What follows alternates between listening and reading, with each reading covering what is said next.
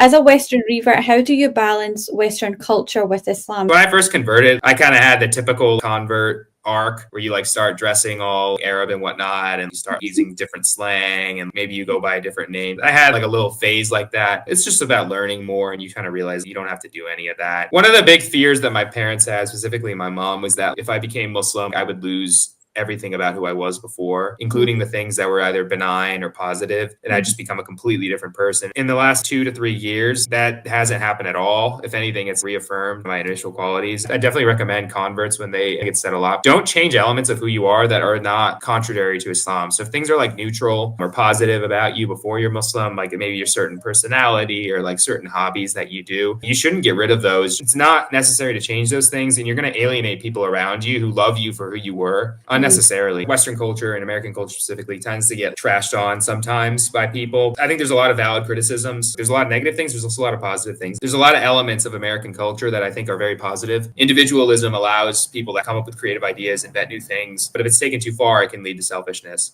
And so that's why you need something like Islam to help keep those things in check. I try to like exemplify the very positive qualities of our culture and minimize the negative ones. So that way Islam is seen as something that's enriching who we are as people, as opposed to demeaning it or changing it completely. There are pros and cons to every culture, right? I don't think there's anything wrong with someone maintaining their cultural identity, as long as the parts that they retain are halal. And that goes for reverts and lifelong Muslims. I was born in the West and I've lived here all my life. There's no denying there are haram aspects to Western culture that are harmful to non-Muslims as well as Muslims when it comes to things like alcohol, promiscuity, nationalism, atheism, etc. But it would be unfair to deny the good parts of Western culture, like you mentioned, that don't clash with Islam, like equality and inclusion and freedom of opportunity. I'm also someone that comes from a Pakistani background, so I can say the same applies. There are aspects of Pakistani culture that emulate Hindu culture, especially when it comes to arranging marriages and the wedding process itself, which clash with Islam. So as long as our respective cultures don't contradict our religion, we're good to go. And if some aspects do, then we should abandon those specific things and focus on what Islam says.